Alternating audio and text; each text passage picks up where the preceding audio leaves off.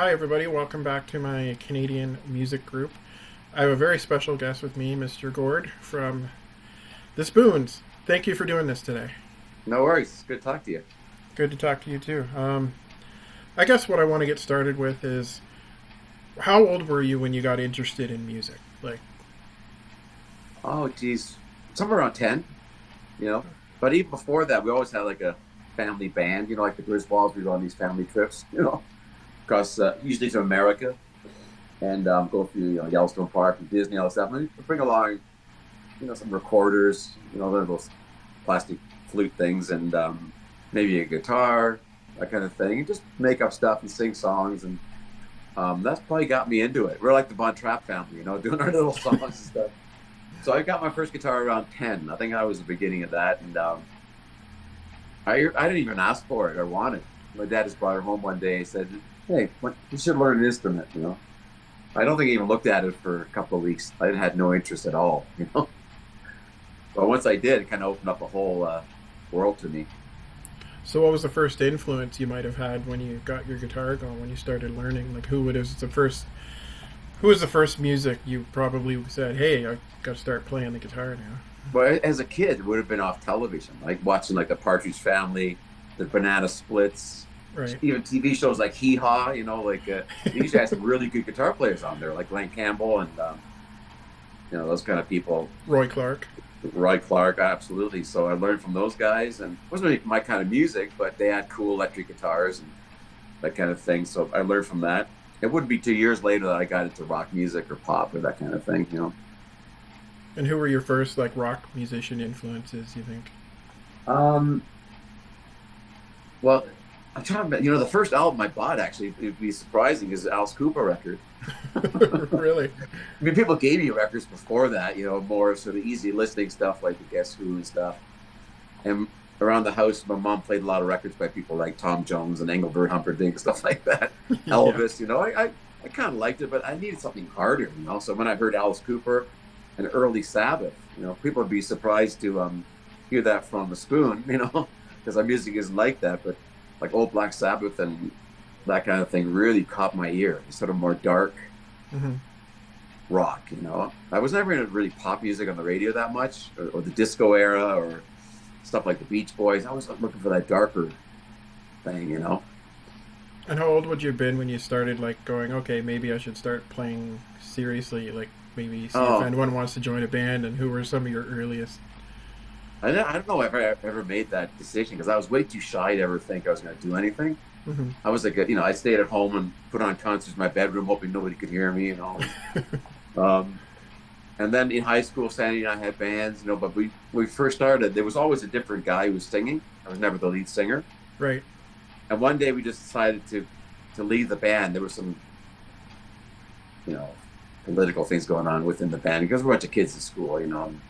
People were dating within the band. There was a big split down the middle. So Sandy and I left one day, said we're going to start our own band, and I had to sing. That's kind of how it happened. So this shy kid who was scared to, and let alone talk in front of the classroom, to come sing at school. But by that time, I already had a couple of original songs, even Hmm. though our bands before that were kind of like cover bands, and the guy I was with liked stuff like Elton John and Chicago, so we did that kind of thing. One day, I brought a couple of my songs to even that band before Sandy and I split, and I couldn't believe how much they liked them. And that meant a lot as a young writer when people go, Sure. like, "Wow, you wrote those songs."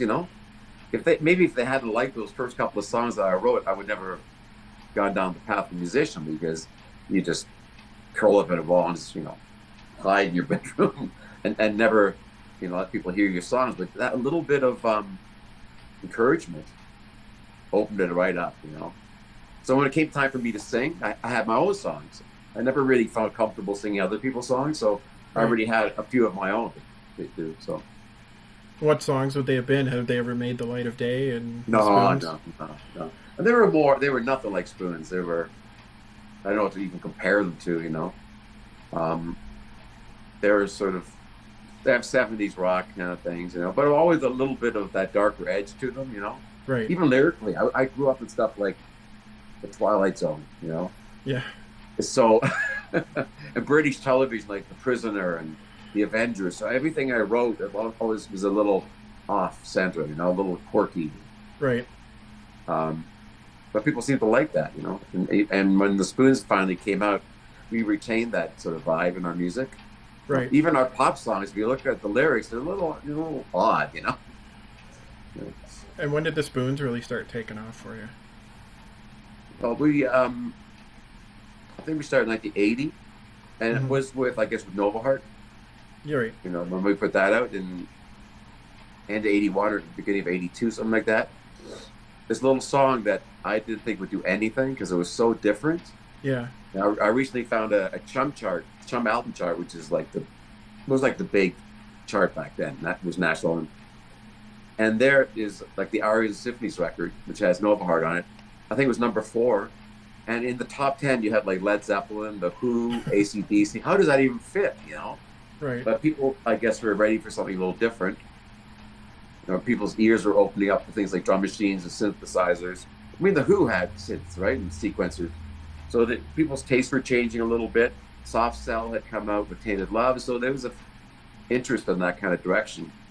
And believe it or not, the early Spoon stuff, you listen to Nova Heart and Arias Symphonies, there's a bit of that sort of dark rock, progressive rock almost thing that we did before in there, you know. Later on, we became a bit more mainstream, but yeah, it was a natural progression from our high school band, you know, that was kind of darker and, you know, quirky.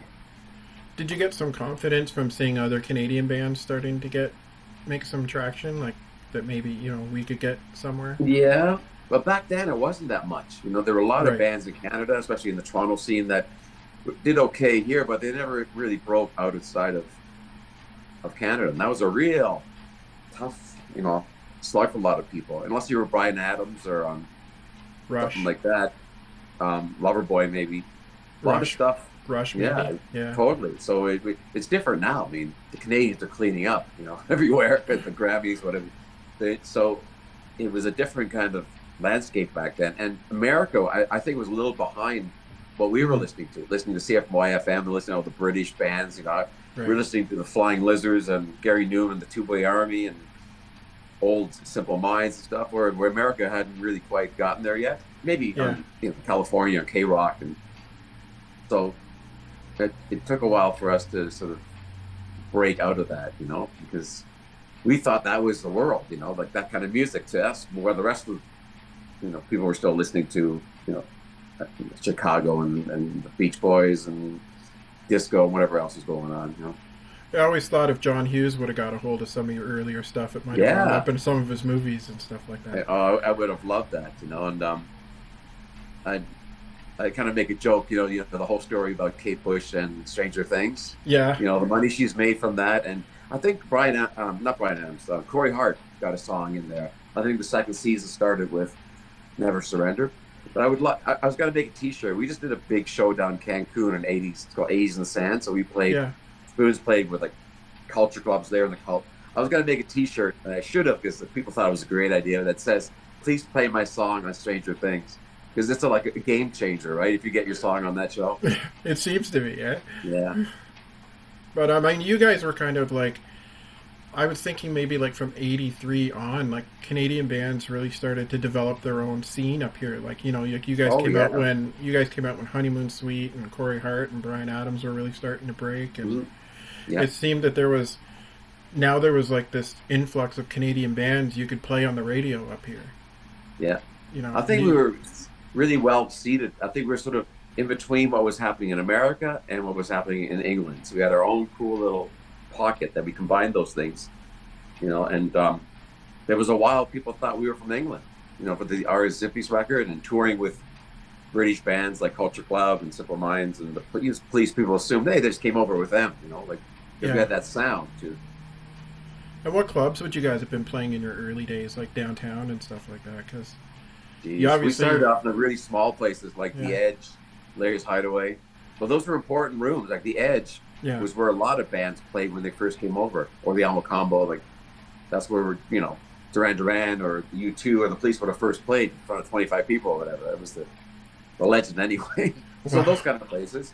Then later on, bigger places like the Copa, you know, there were quite a few '80s venues like, that really catered that music, or at least the DJs would play the stuff that we were listening to from England. You know, that was really Yeah, that for that reason. A lot of British bands and even international bands would start their tours in Toronto or be more popular than almost anywhere else because we were so educated in what was going on in England and other places, more so than at least, you know, middle America. You know, like you say, New York and Los Angeles probably knew, but we were yeah. so into that scene. Like, so they loved that and they appreciated that. So a lot of bands would start their tours in Toronto or someplace like that and build their tour around that.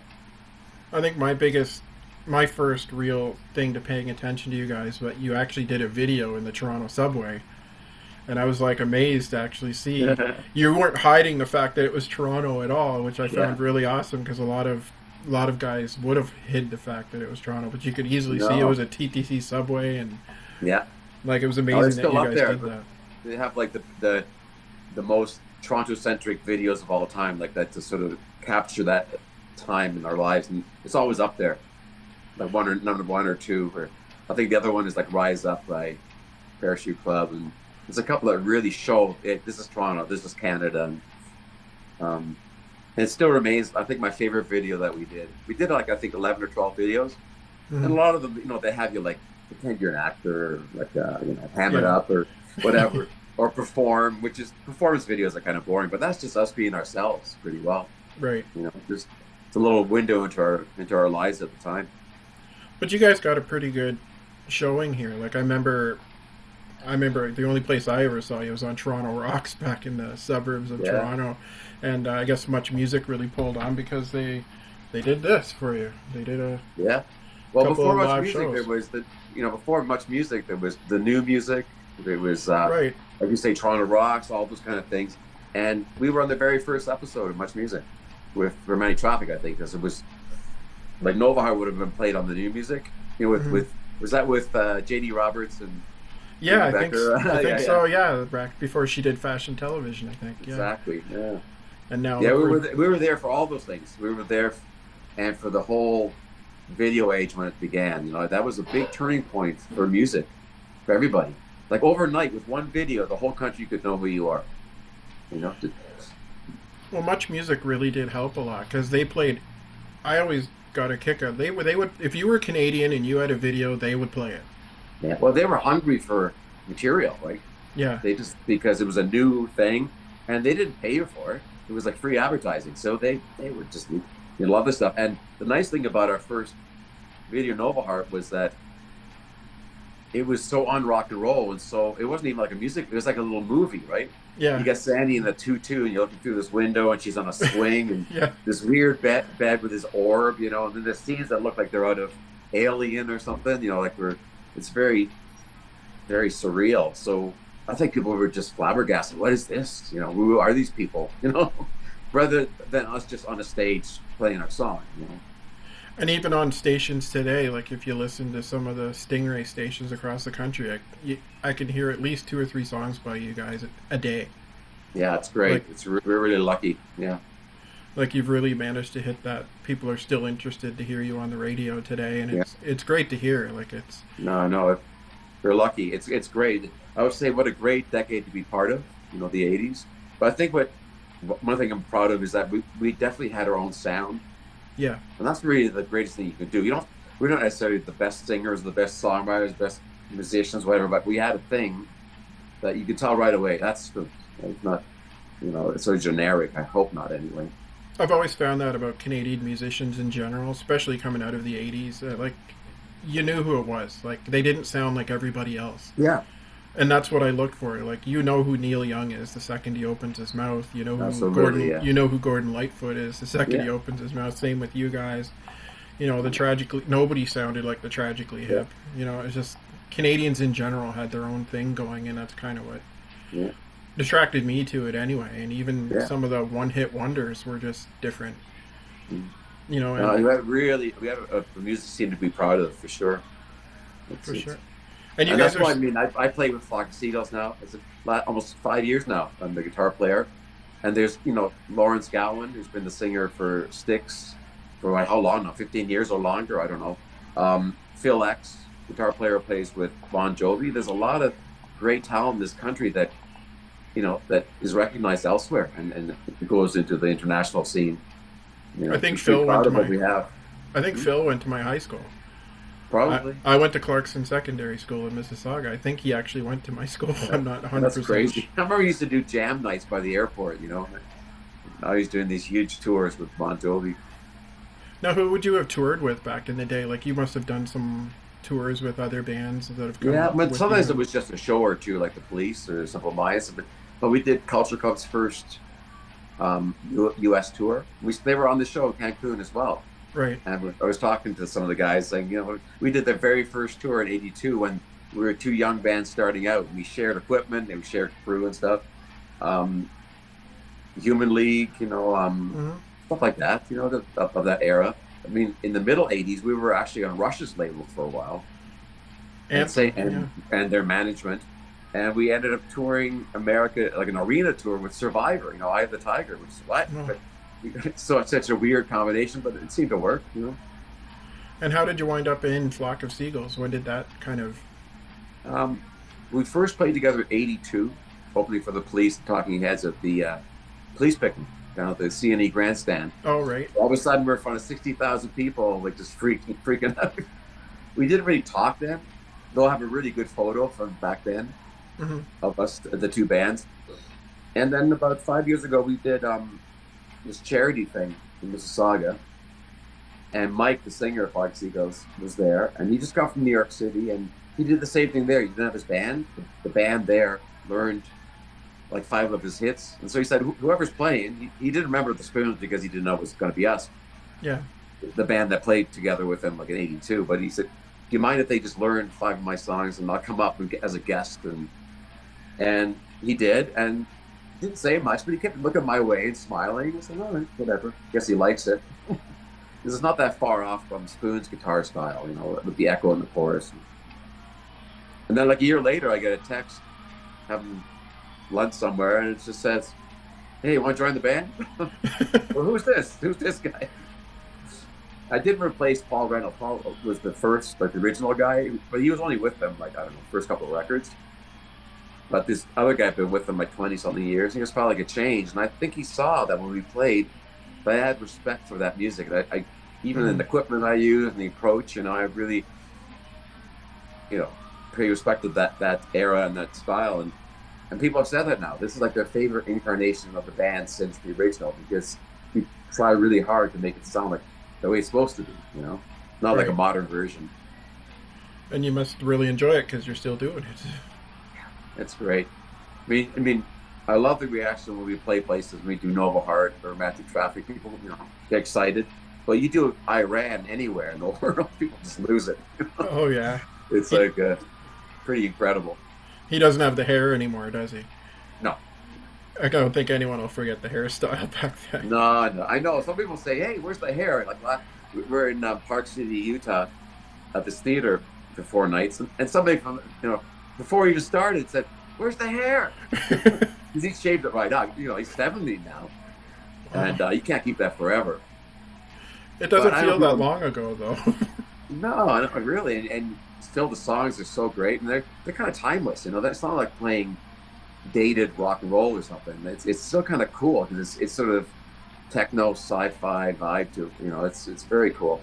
And I don't know if people know this, and I get back with the hair, but he was actually a hairdresser Really? when they first started. And I think he was a bass player really at the beginning. He wasn't even a keyboard player. And they would see all these bands come into their salon, hair salon, and they played the demos stuff, and he had thought, I could do that. Yeah. I got the look already. I just got to do the music instead of the other way around. And that's And interesting. in terms of, I just wanted to get one more subject about the tech. I mean, you guys have never been afraid of technology in terms of making your music, and is that the way it's changed over the years? Does that influence the way you keep going at it today, or? Well, believe it or not, I'm not really a techno guy. I don't like a lot of things. Even when we did and still do it, we keep it really raw. Like Mhm. it's like a real drum machine that you program. I Mhm. still don't use software. Or I don't have my own studio. I like to do things really organically, Hmm. as much analog as possible, as little digital as possible. Let somebody else do those things later on. But even when we do our last couple of records, we've done albums of new music in the last couple of years. The last one was called New Day, New World. It's one of my favorite records. Even when there's drum machine on it, we don't just hit a drum machine and let it go. We actually program each bar Hmm. like a drummer or played it by hand in some cases. So Yeah, the snare is actually live, so it's a little loose. And I think that's important to keep that humanity in there. because I've always appreciated that about you guys. Like you do have kind of a, you use synthesizers and stuff like that, but live it still comes off amazing. Like you So it's can a real tell you band. guys, Yeah. yeah, it's a real band up there. Like Sandy's a great bass player. Like Yeah. I've always loved that bass line in Old Emotions. Like Yeah. No, I've always, I think that's really important because especially these days with Flock of Seagulls, we do a lot of big tours with other mhm. 80s bands. We usually headlining, but there could be Wang Chung or the Bangles or English Beat, whatever. But like the Spoons, like when the Flock go on, they don't even use the click track. You Really, think a band like that, all these other bands are using big backing tracks with vocals and other keyboards and stuff. We just go on and play like a band. So Flock of Seagulls, like I Ran could be slightly faster one night. There's right? not even a click. Like the beginning of say like Wishing, we have that pattern, but then it just stops and we play it as a band. And I'm really proud of that. And I think that sounds the best, especially when you get into an arena or a large venue. If you have too much going on with tracks, it sounds like a mess, right? But if you got four people just playing music, like each part, it stands on its own, and it's just nothing like it. Yeah, like you appreciate the fact that you don't let the technology take over the fact you still need some talent to put this stuff on. Absolutely, yeah, yeah. And you don't like, you know, doctor your voices or anything like that. You actually do No, sing no, there's none of that stuff. and you're keeping I'd it rather hear honest. a guy with character in his voice sing a little bit out of key, whatever, than somebody who sounds generic and just like perfect and not my thing. I grew Yeah, up on like Peter Gabriel and stuff like that. I'd rather have somebody's voice, like you say, that's recognizable right away. It's like a character in a movie. That you can right, associate with. Not a perfect singer off The Voice or America's Got Talent. for sure. So what have you got coming up? Is there anything you'd like to plug, like either with Flock of Seagulls or the Spoons got some stuff coming Yeah, up? well, we Or just came, like I say, we just came back from 80s and Sam with the Spoons. That was pretty amazing. Our next show isn't until New Year's Eve at the Almo Combo. But in the meantime, this week, 4 nights at the Egyptian Theater in Park City, Utah, which is where I don't know if I mentioned this, but that's where the Sundance Film Festival is every year. We're oh playing the wow, same theater where they have all the screenings, the big screenings. And then next month, we're in New Orleans, Baton Rouge, and then 2 shows in the Los Angeles area. And that's it for the end of this year. But we're already booked in the next year with everything from the England tours. We go to Belgium. Um, we do things like Epcot Center. They have a stage there. Yeah, it's pretty amazing to be. Like I said, the '80s were just a great decade to be part of because it doesn't seem to let go. It just goes on and on. Thank God it does. for sure. Are you looking forward to playing the new Alma combo? Have you been in since it's been Yeah, all? we played it a few times already. Beautiful, You did a incredible. nice It's like, job of fixing it up, and oh, great sound, and it's really high, and they put a lot of money in that place. It's quite something. I did a very cool thing. I was very proud to be part of.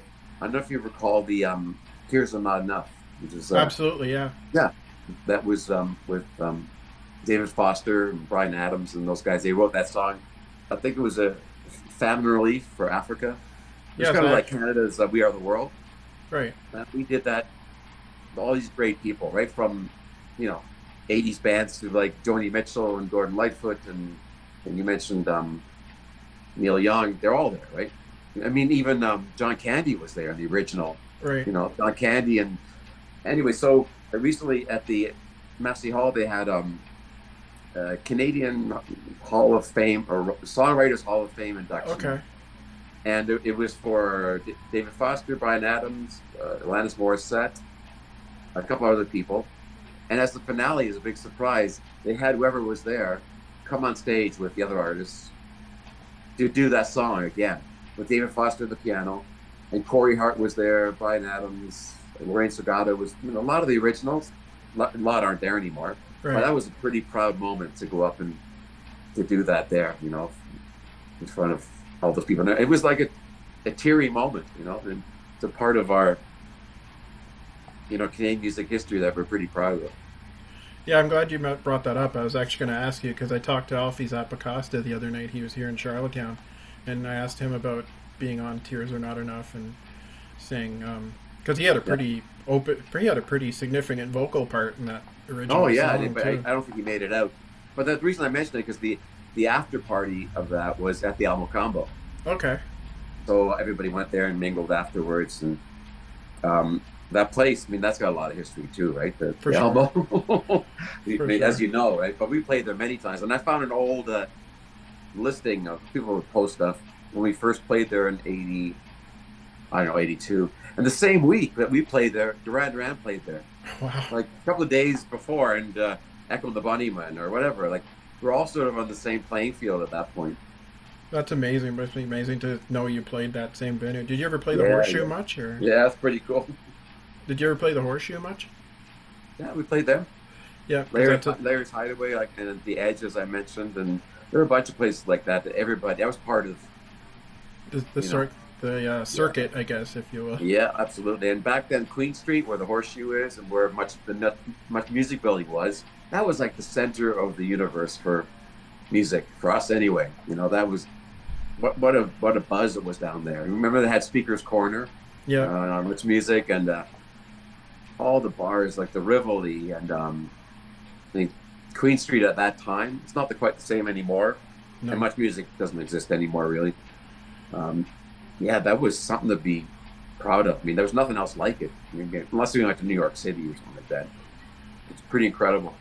and like I mentioned, you guys had the support of Much Music back then. Like they supported the Canadian scene and whoever was, Yeah, oh yeah, trying to make a name for themselves. They had no yeah, problems giving you guys the exposure when you needed it. yeah. And I'm good friends with a lot of those people, like Steve Anthony from Much Music and Hmm. Mike Williams. He lives like 5 minutes from where I live now in Oakville, Right, and he's coming out to a lot of our shows now, like emceeing the shows, and just that voice, right. and that those shared experiences that we have. We always tell stories, when we did whatever show and things that happened at that time. And I put out a book called Spoonfed. I mean, you can find it online on the Spoon's Okay, website or Amazon. But he's doing the same thing now, and I can't wait to read his book about the early days of Much Music and all the drama that happened there.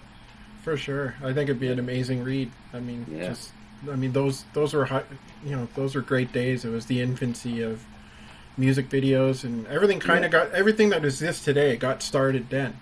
yeah. And we didn't know anything, right? We just found our way. I mean, just to show you, when we used to do videos, I used to be so upset because how come we don't have a budget? Like, why does else's video look so good and ours looks so crappy? Because we don't have a budget. Now, when I look back at most of them were pretty crappy. Yeah, Like the Iran videos, the girls are wearing the green garbage bags, I think, with a yeah. little tie, this tinfoil on the walls. Everybody's working on a budget and making things up as they went along. Like we were all kind of in the same boat, doing our best. And But Devo with the red hats, right? yeah, Well, you did what you tried to you did what you did, right? So, yeah, and for the time it worked great. It was, and then people like Michael Jackson started getting $1 million, multi-million-dollar budgets and right. changed everything.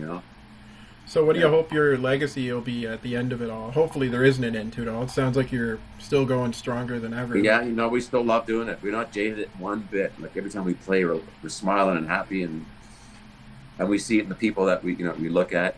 Like the legacy is kind of what we're living now. Like you say, you hear our songs. Oh, I'm sorry, my battery's saying. Like can you see me? Yeah, Yeah, we I play can. our.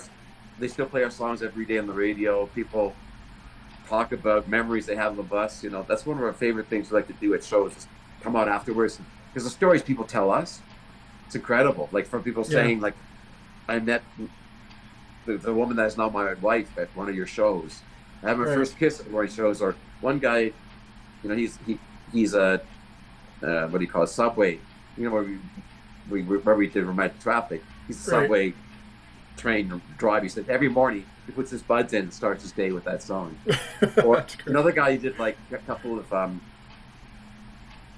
terms in like Afghanistan or something, and he had his troop. They're listening to Nova Heart every day as they march, kind of thing. Like it was like, oh, like those kind of things are unreal, right? And You then just don't. that Yeah, you made it some kind of impression anyway. you don't realize how far your music goes sometimes. you just have no idea how far it reaches into the psyche of people or events and stuff like that. Yeah. Like And I just that is priceless. That is how lucky are we to have that. for sure. I can't thank you enough for taking the time to do this, Gord. Well, thank you. It's going to be great. I'm really excited to be able to sit down and talk to you. No, great. Well, thank you. It was good questions. Some different things. That's good. All right, thanks a lot. Take All care. right. Take care. Bye. Bye.